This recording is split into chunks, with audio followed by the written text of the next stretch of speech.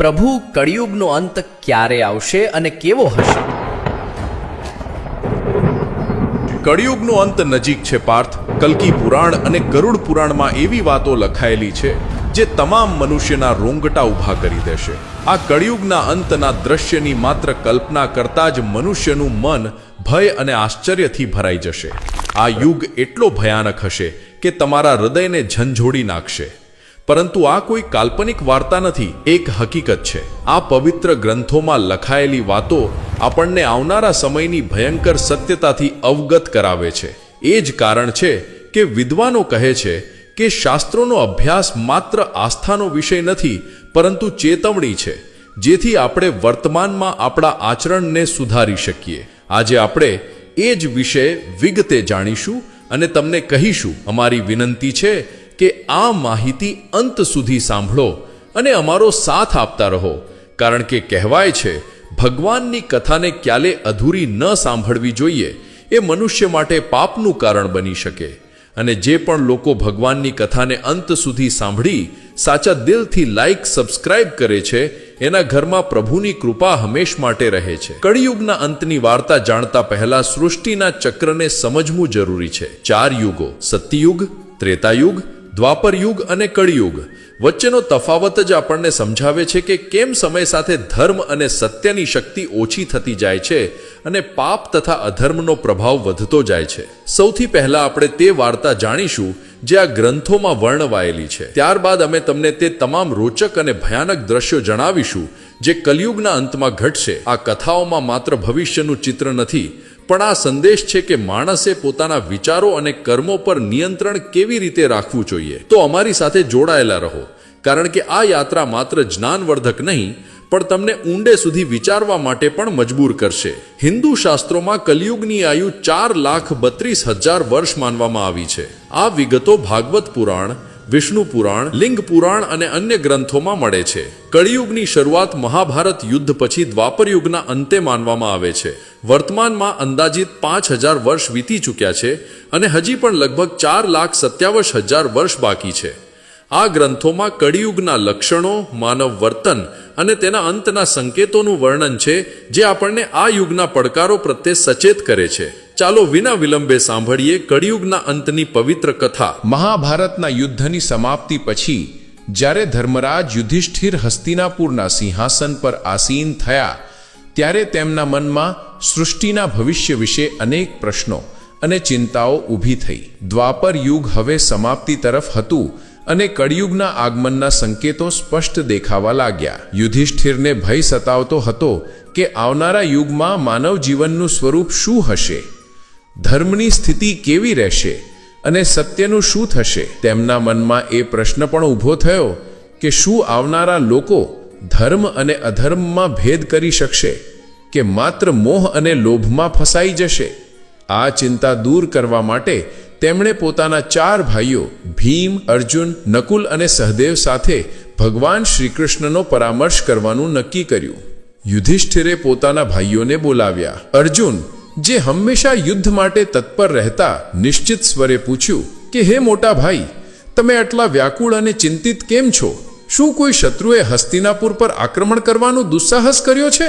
જો એવું છે તો મને આજ્ઞા આપો, હું તરત જ તેનો નાશ કરી દઈશ. યુધિષ્ઠિરે ઊંડો શ્વાસ લઈને કહ્યું કે હે અર્જુન, હું તારા પરાક્રમથી સારી રીતે પરિચિત છું.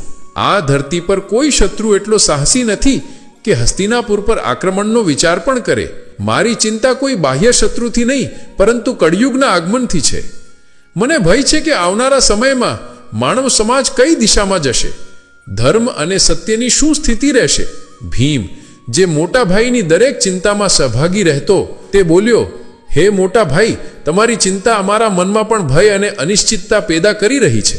કૃપા કરીને જણાવો કે કયું સંકટ અમારી સામે છે. યુધિષ્ઠિરે ગંભીર સ્વરે જવાબ આપ્યો કે હે ભીમ, તું સાચું કહે છે. એક ભયંકર સંકટ આવવાનું છે. હું કળિયુગના પ્રભાવો અંગે વિચારીને ચિંતિત છું. તેથી મેં નક્કી કર્યું છે કે આપણે દ્વારકાધીશ શ્રી કૃષ્ણ પાસે જવું જોઈએ. માત્ર તેઓ જ આ ચિંતાથી મુક્તિ અપાવી શકે છે.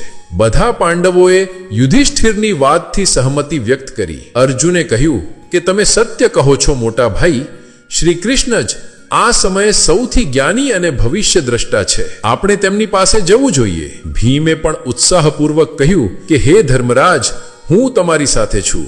નકુલ અને સહદેવે પણ તરત હામાં હા ભરી કે આ નિર્ણય સૌથી યોગ્ય છે. આ રીતે બધા પાંડવો દ્વારકા તરફ પ્રસ્થાન કરવા લાગ્યા. દ્વારકાની પવિત્ર નગરીમાં પહોંચી અને પાંડવોનું ભગવાન શ્રી કૃષ્ણે હાર્દિક સ્વાગત કર્યું. યુધિષ્ઠિરે તેમના ચરણમાં પ્રણામ કરતા કહ્યું કે હે કેશવ, તમને વારંવાર નમસ્કાર. તમે તો અંતર્જ્ઞાની છો. દ્વાપર યુગ હવે સમાપ્ત થવાનો છે અને કળિયુગના સંકેતો સ્પષ્ટ દેખાઈ રહ્યા છે. હું જાણવા માંગુ છું કે કળિયુગમાં માનવનું સ્વભાવ અને આચરણ કેવા હશે, તે કયા કર્મોમાં લીન રહેશે અને મોક્ષ પ્રાપ્તિ માટે તેમને શું કરવું પડશે. શ્રી કૃષ્ણ સ્મિત સાથે બોલ્યા, હે ધર્મરાજ, તમારી જિજ્ઞાસા અત્યંત યોગ્ય છે. કળિયુગના પ્રભાવોને સમજવું એ માત્ર તમારા માટે નહીં, પરંતુ સમગ્ર માનવ જાત માટે મહત્વનું છે. પરંતુ તેનો જવાબ સીધા શબ્દોમાં આપી શકાય તેવો નથી, કારણ કે તેને અનુભવ દ્વારા સમજવું વધુ જરૂરી છે. યુધિષ્ઠિરે ઉત્સુકતાથી પૂછ્યું, હે માધવ, તમે જે પ્રકારની પરીક્ષાની વાત કરો છો તેના માટે અમારે શું કરવું પડશે? શ્રી કૃષ્ણ બોલ્યા, હે મહારાજ, તમને અને તમારા ચારેય ભાઈઓને અલગ અલગ દિશાઓમાં આવેલા ઘનઘોર અને રહસ્યમય જંગલોમાં જવું પડશે. ત્યાં અનેક વિચિત્ર અને અદ્ભુત દ્રશ્યો જોવા મળશે. એ દ્રશ્યો તે સ્થિતિઓના પ્રતીક હશે જે કળિયુગમાં પ્રગટ થશે. જ્યારે તમે એ અનુભવો લઈને મારી પાસે પરત આવશો અને મને જણાવશો, ત્યારે હું તમને કળિયુગના વાસ્તવિક પ્રભાવ અને તેના રહસ્યો વિગતે સમજાવીશ. યુધિષ્ઠિરે ગંભીરતાથી ઉત્તર આપ્યો, જેવી તમારી આજ્ઞા કેશવ. તમે જે સ્થાન બતાવો ત્યાં જવા અમે તૈયાર છીએ. શ્રી કૃષ્ણ બોલ્યા, તમે અને તમારા ભાઈઓ અલગ અલગ દિશાઓમાં જાઓ. ત્યાં ભયાનક અને રહસ્યમય જંગલો છે. જો કોઈ અસામાન્ય ઘટના કે વિચિત્ર દ્રશ્ય દેખાય તો તેને ધ્યાનપૂર્વક જુઓ અને પરત આવી મને જણાવો. ત્યારે જ તમે કળિયુગના રહસ્યને સારી રીતે સમજી શકશો. શ્રી કૃષ્ણની આજ્ઞાનું પાલન કરતા પાંડવો પોતાના રથો ત્યાં જ મૂકી પગપાળા જ વનમાં નીકળી પડ્યા. વાતાવરણ બહારથી શાંત લાગતું હતું, પરંતુ અંદર એક રહસ્યમય કંપન જેવું હતું, જાણે દરેક વૃક્ષ અને હવા કંઈ કહેવા માંગતી હોય. પાંડવો અલગ અલગ દિશામાં નીકળી ગયા, જેથી વધુમાં વધુ અનુભવ મેળવી શકે. યુધિષ્ઠિરનો અનુભવ તેના શબ્દોમાં. યુધિષ્ઠિરને એક ઘનઘોર અને અંધકારમય વનમાં એક વિચિત્ર દ્રશ્ય જોવા મળ્યું. તેમણે એક વિશાળ હાથી જોયો, જેની 2 સૂંઢ હતી. તે હાથી બંને સૂંઢથી મોટા મોટા વૃક્ષોને ઉખાડી રહ્યો હતો, જાણે તેની શક્તિ અસમ હોય. યુધિષ્ઠિર આશ્ચર્યચકિત થઈ ગયા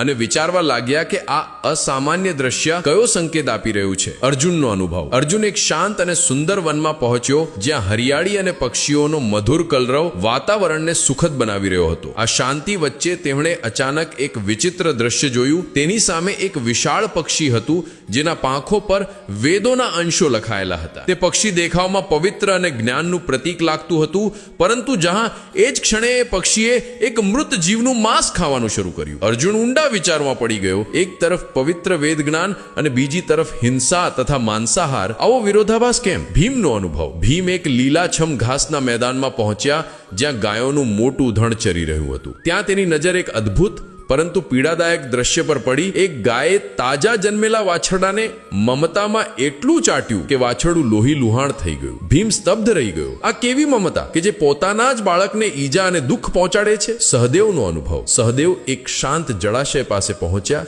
જ્યાં 7 કૂવા સીધી રેખામાં બનાવેલા હતા.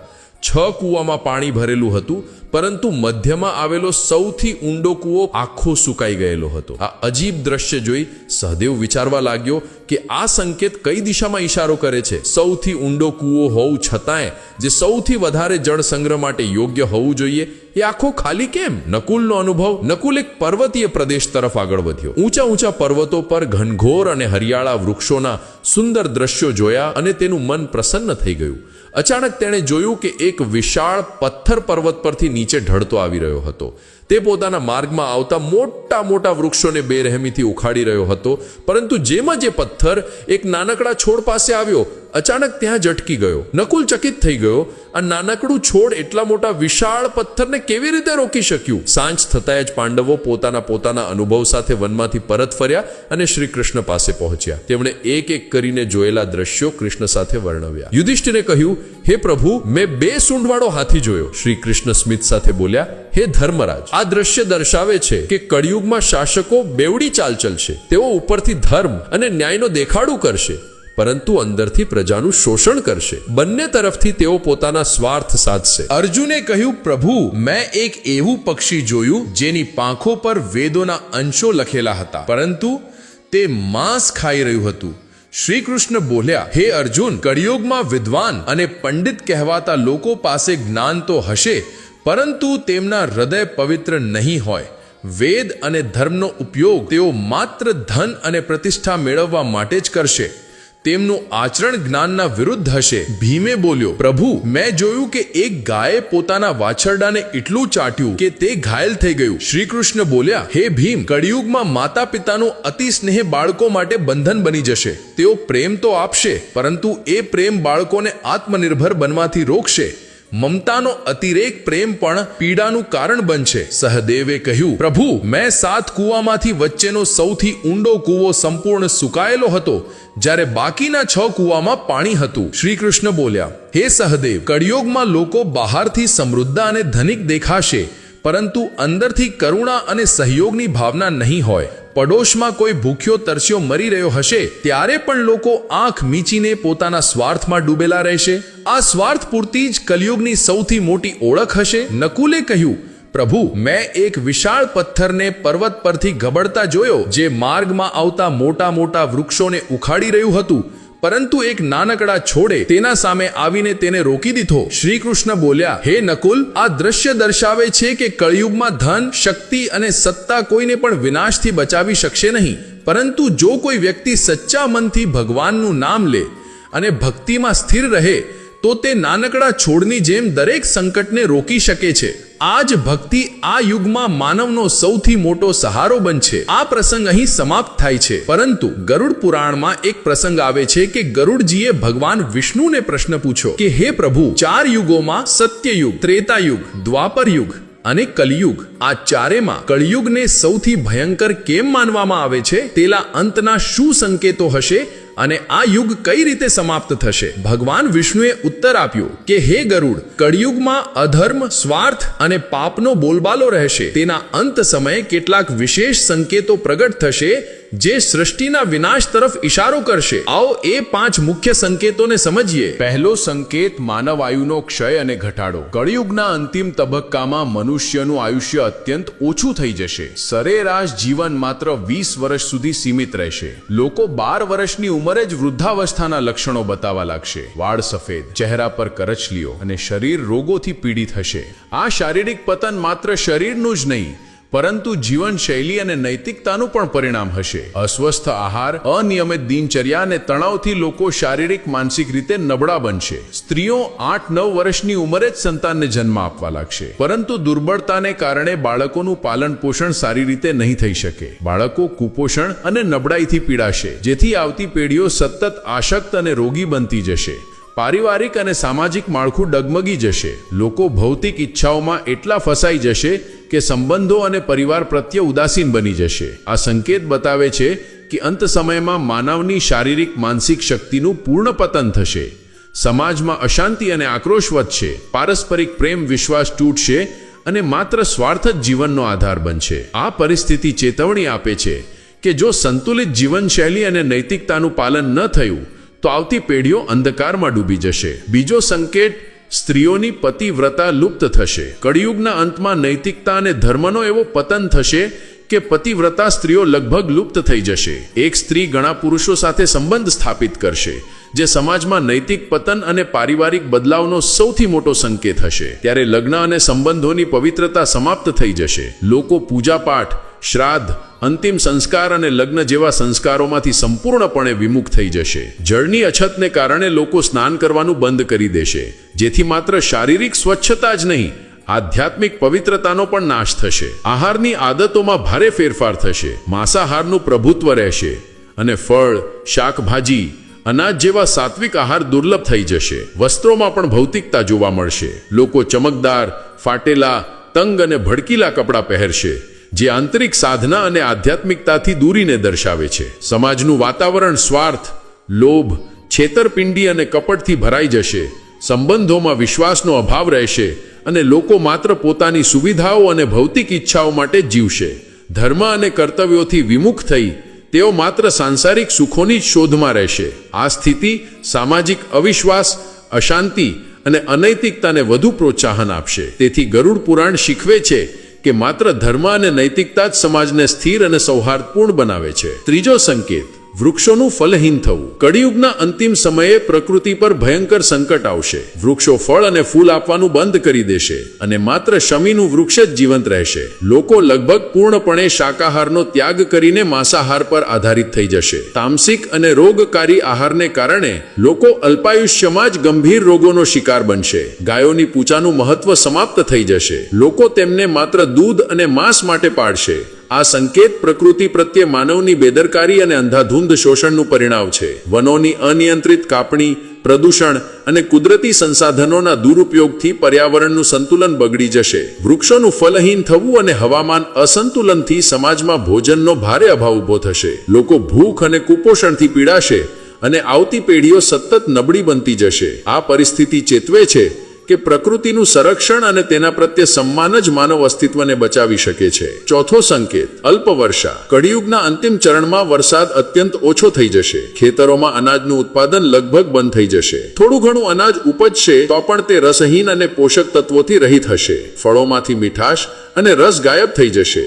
લોકો ભોજન અને પાણી માટે તરસશે ત્યારે માત્ર બકરીઓનું દૂધ જ એકમાત્ર સહારો રહેશે, જે કુદરતી સંસાધનોની ભયંકર અછત દર્શાવે છે. આ પરિસ્થિતિ સામાજિક અને આર્થિક સંકટને વધુ ઊંડો કરશે. લોકો જીવનની મૂળભૂત જરૂરિયાતો, ભોજન અને જળ માટે સંઘર્ષ કરશે. ખેતી અને કૃષિ કાર્ય સંપૂર્ણપણે સ્થગિત થઈ જશે. તેના પરિણામે સમાજમાં ભૂખમરો, અશાંતિ અને હિંસા વધશે. આ સંકટ સૂચવે છે કે પર્યાવરણ વિનાશ અને માનવની બેદરકારી જ આવનારા સંકટોનું મૂળ છે. ગરુડ પુરાણ આ પ્રસંગ દ્વારા યાદ અપાવે છે કે પ્રકૃતિનું સંરક્ષણ, સંતુલિત જીવન અને ધર્મપાલન જ માનવતાને બચાવી શકે છે. ત્યારબાદ ભગવાન વિષ્ણુ અને ગરુડજીનો આ પ્રસંગ સમાપ્ત થાય છે. હવે જાણીએ કે કળિયુગનો અંત કઈ રીતે થશે. કળિયુગના અંતનો સૌથી ભયાનક સંકેત એ હશે કે 7 સૂર્યોનો ઉદય થશે. ભગવાન વિષ્ણુ પોતે સૂર્યની અગ્નિમય કિરણોમાં વિરાજમાન થઈ સમગ્ર પૃથ્વીનું જળ શોષી લેશે. 7 સૂર્યોના તીવ્ર તાપથી નદીઓ, સમુદ્રો, તળાવો, નહેરો, જળાશયો બધું સુકાઈ જશે. પૃથ્વી પરનો દરેક જીવ, દરેક વૃક્ષ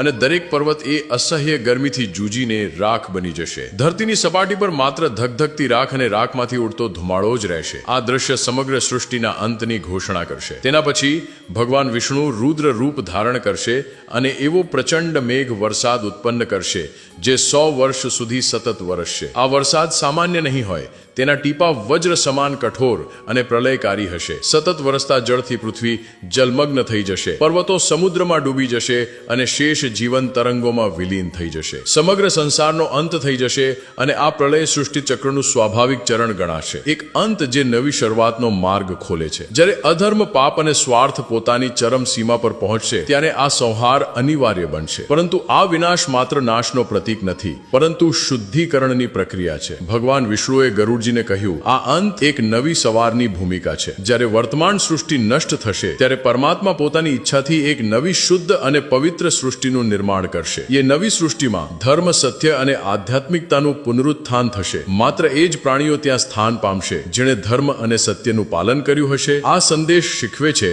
કે પરિસ્થિતિ કેટલી વિકટ કેમ ન હોય, ધર્મ અને સચ્ચાઈનો માર્ગ ક્યારેય છોડવો ન જોઈએ, કારણ કે એ જ માર્ગ પ્રલયના અંધકાર પછી આવનારી નવી સૃષ્ટિમાં સ્થાન અપાવે છે અને જીવનને સાર્થક બનાવે છે. તો મિત્રો, આ હતી કળિયુગના અંતની દૈવીય ભવિષ્યવાણી, જે આપણને ધર્મ અને સત્યના માર્ગ પર ચાલવાની પ્રેરણા આપે છે. જો તમને આ જ્ઞાનવર્ધક કથા સારી લાગી હોય તો લાઈક કરો અને તમારા પરિવાર સાથે શેર કરો. અને આવા જ રહસ્યમય અને ધાર્મિક વિડીયો માટે અમારી ચેનલને વાસ્તુ વાર્તા અને વાણીને સબસ્ક્રાઇબ કરવાનું ન ભૂલતા. અને હા, જો તમે પણ ભગવાન પર તમારો વિશ્વાસ રાખો છો તો અત્યારે જ કોમેન્ટ બોક્સમાં સાચા મનથી લખો, જય શ્રી કૃષ્ણ.